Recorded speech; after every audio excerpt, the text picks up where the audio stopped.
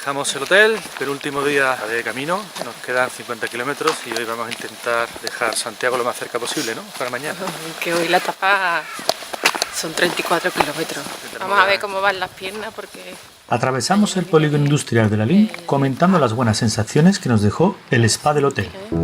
A nuestra izquierda, en una isleta paralela a la Nacional 525, se ubica otro singular crucero, muy similar al que nos encontramos en el Monte do Faro, que representa una escena de la crucifixión. Abandonamos el polígono tomando una pista de tierra paralela a la autopista central de Galicia, que metros después salvaremos por un túnel inferior. De cara a los huesecitos. Ya parece que hoy el día, a ver si nos respeta un poco, ¿no? Muy pronto llegaríamos a Alaxe, oficialmente el punto final de este camino de invierno y que confluye con la variante Sanabresa que tomaremos para llegar a Santiago. Este es el albergue de peregrinos de Alaxe. Apenas tenemos tiempo para asimilar que el camino de invierno ha llegado a su fin. Por delante nos espera una etapa de 33 kilómetros que afrontamos con cierta cautela por la distancia a recorrer. ¿Te huya? Me di con un cantón. Podemos llegar, pero a las 10 de la noche y con los pies echando fuego. Hemos cruzado la Nacional 525 para seguir esta senda que deja a la derecha la población de Bendoiro, de la que adivinamos en la distancia su iglesia de San Miguel.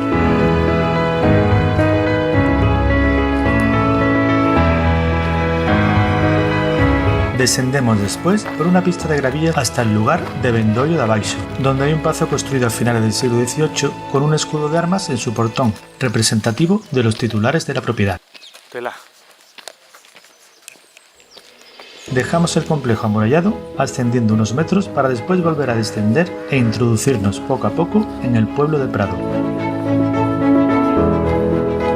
Aquí regresamos un tramo a la Nacional 525, pero pronto nos desviamos a la izquierda para ir por una travesía paralela que nos da un respiro en cuanto a la polución de vehículos, pero que no nos libra de otras emanaciones. Vaya olorcito de aquí.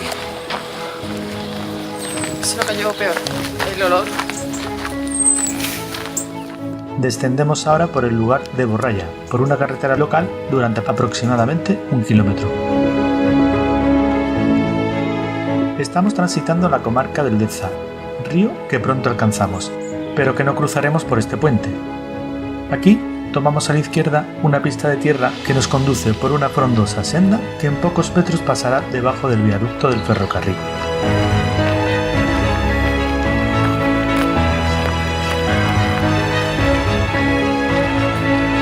El río Deza nos dirige al siguiente hito, el Ponte Taboada, donde los peregrinos fácilmente sucumben al encanto del enclave, sobre todo cuando nos encontramos con un puente de construcción románica, levantado en el año 912 sobre dos peñas de roca y formado por un único arco de medio punto cuya clave está a 9 metros del nivel del agua. El río Deza, afluente del Ulla, se muestra impertérrito ante los cientos de años que por aquí han pasado. Este puente pertenecía al camino real que unía las ciudades de Santiago y Orense y hoy día lo utilizan sobre todo los peregrinos que toman esta variante.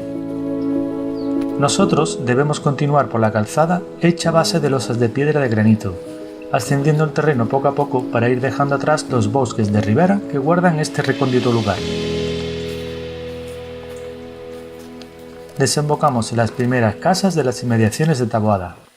Atrás dejamos la espesura y al frente, todavía en ascenso, nuevos caminos entre casas diseminadas por el terreno agrícola. Aquí en Taboada hay una estupenda fuente para saciar la sed producida por el esfuerzo. ¡Agua!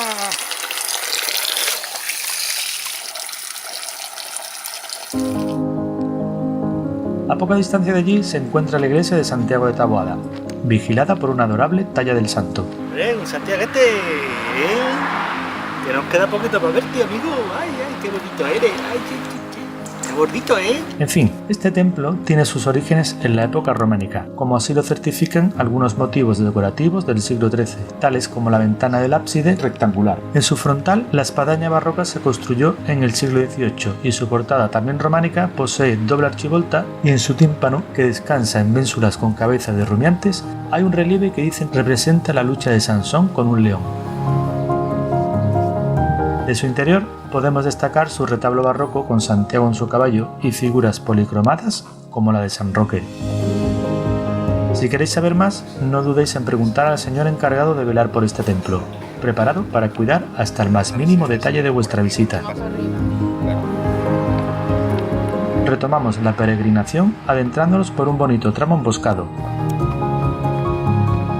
Robles, sauces y algún eucalipto disperso nos acompañan por un camino bien delimitado por muretes y helechos.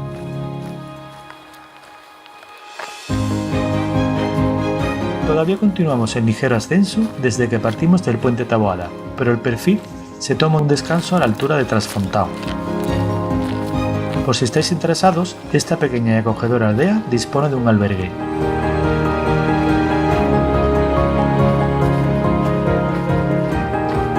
Esto está bien alimentado, ¿eh? Qué bueno muslito, hijo. La salida de la localidad la realizamos por un sendero de losas de piedras que el tiempo y el trasiego han dejado en un estado un tanto irregular. Esto no es el camino de Oz de las losas amarillas. Cuando terminamos de cruzarlo en una zona que suele anegarse en épocas de lluvia, el zumbido de unos cohetes interrumpe el sosiego reinante. Eso es.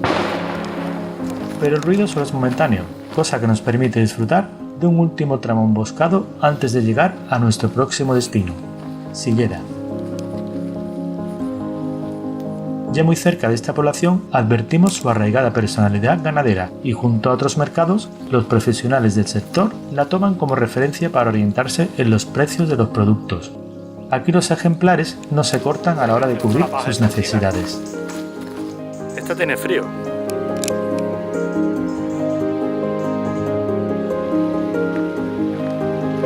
Ni este tampoco, aunque le dejaremos en la intimidad para que haga lo que tenga que hacer.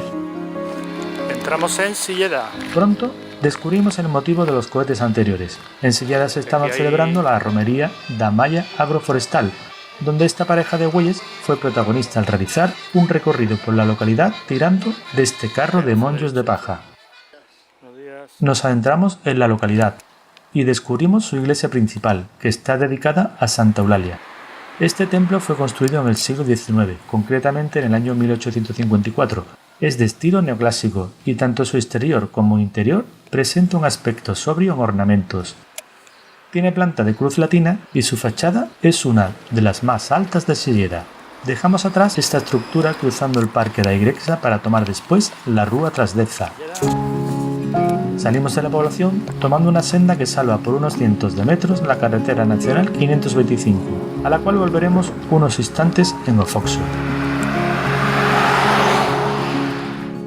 Atravesaremos esta aldea por el interior, tomando un carril que deja buenas vistas de esta rica comarca. Tan prolífera es esta región que sin comerlo ni beberlo puedes encontrarte en un apuro como este. Es que es grande el nido, Madre mía. Los vecinos llamaron a las autoridades competentes para solucionarlo, así que nos fuimos tranquilos. Continuamos por pista asfaltada, descendiendo ahora por la pequeña aldea de San Fiz. Desde esta posición podemos divisar la iglesia de San Fiz de Margaride, a la que el camino no accede, ya que hay que desviarse unos cientos de metros.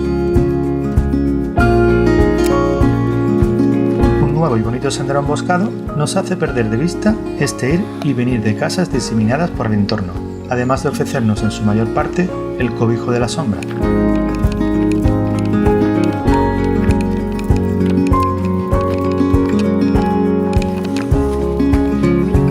La cómoda perspectiva de este tramo cambia un poco cuando cruzamos una pista asfaltada que se interpone en nuestro camino.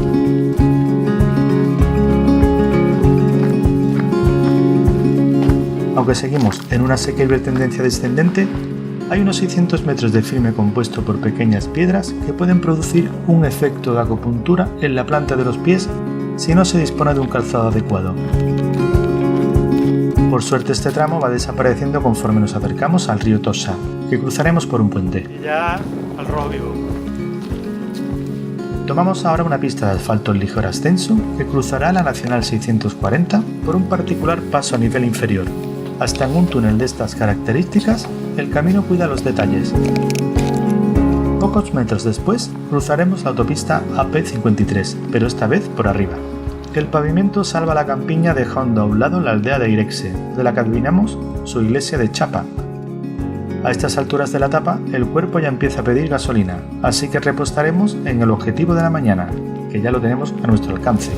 Vamos a comer en Bandeira y después por la tarde afrontaremos los 13-14 que nos queden a Ponteúlla. Entramos en Bandeira por la Nacional 525, y todo hay que decirlo, con los pies algo machacados. Aquí solo tendremos tiempo para comer en uno de los restaurantes que ofrecen menús del peregrino. Tenemos que emprender rápidamente la marcha de nuevo, aunque a decir verdad, con un poquito de sueño. Afrontamos de inicio un descenso pronunciado por una carretera secundaria en la que agradecemos la escolta de la arboleda.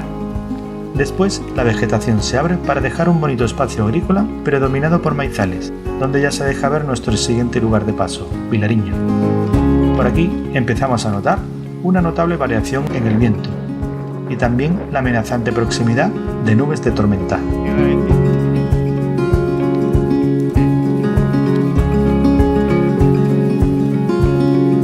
Esta nueva situación nos obliga a imprimir algo más de velocidad en la marcha, aunque no por ello no podamos disfrutar de los bellos senderos en los que el camino vuelve a introducirnos. Los bosques se van alternando con los prados y parcelas de cultivo, habitadas en algunos casos por casas esparcidas en el paisaje. Con todo, vamos sumando kilómetros a la etapa y nos aproximamos ahora a la aldea de Dornelas. Están todas las nubes aquí ya formándose. Dan previsiones de tormenta seca. ¿Seca? Eléctrica. La pendiente nos pilla un poco de sorpresa, pero en el siguiente hito podremos hacer una parada y recuperar el aire. Está buena, ¿eh? Sí, el camino es que siempre nos sorprende. Cuando parece que todo va bien, se puede poner la cosa fea. Igual que al revés, cuando está la cosa fea, se puede poner de lujo. En fin, la iglesia de San Martiño es un buen ejemplar de templo románico compostelano rural. Se levantó en un terreno que la reina de Uña Urraca donó a la iglesia compostelana en el año 1115. Su planta es de una sola nave, que termina en un ábside semicircular. En su frontal destaca su portada de doble archivolta y otras dos a los lados. A la derecha de la nave se abre otra puerta románica con guardapolvo, ajedrezado y columnas con capiteles de motivo vegetal. Esta parada permitió por unos minutos desviar nuestra atención de la meteorología, pero volvemos a la realidad. Hasta el ganado parece resguardarse, recordándonos la llegada de una tormenta. 8 kilómetros nos restan para llegar a Ponteúlla, y los abordamos en principio por una carretera secundaria, en ligero ascenso, donde poco a poco vamos dejando atrás el paisaje parcelario para adentrarnos en terrenos emboscados.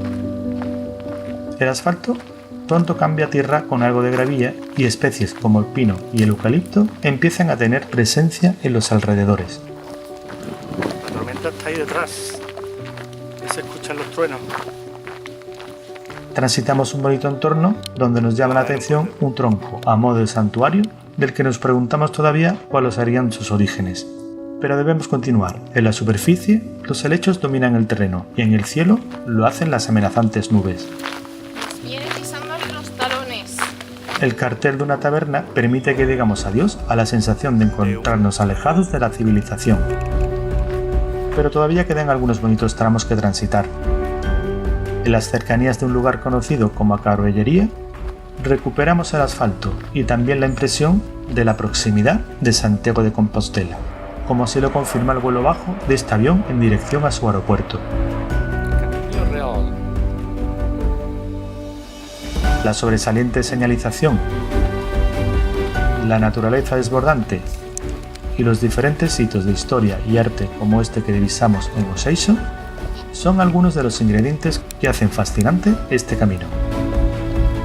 Poco a poco vamos descendiendo para ir divisando el cañón del río Ulla. Por ahí atrás está negro, ¿eh? La bajada se vuelve cada vez más pronunciada conforme nos vamos acercando a nuestro objetivo. Tras atravesar la población de San Miguel de Castro, el viaducto de Lulla hace acto de presencia en el paisaje, una espectacular obra de ingeniería civil que soporta el paso del tren del AVE.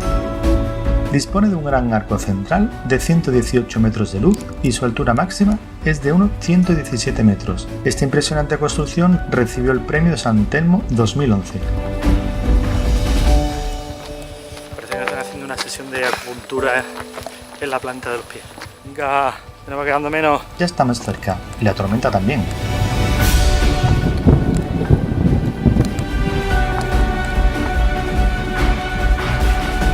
¡Ah, está Ponteulla!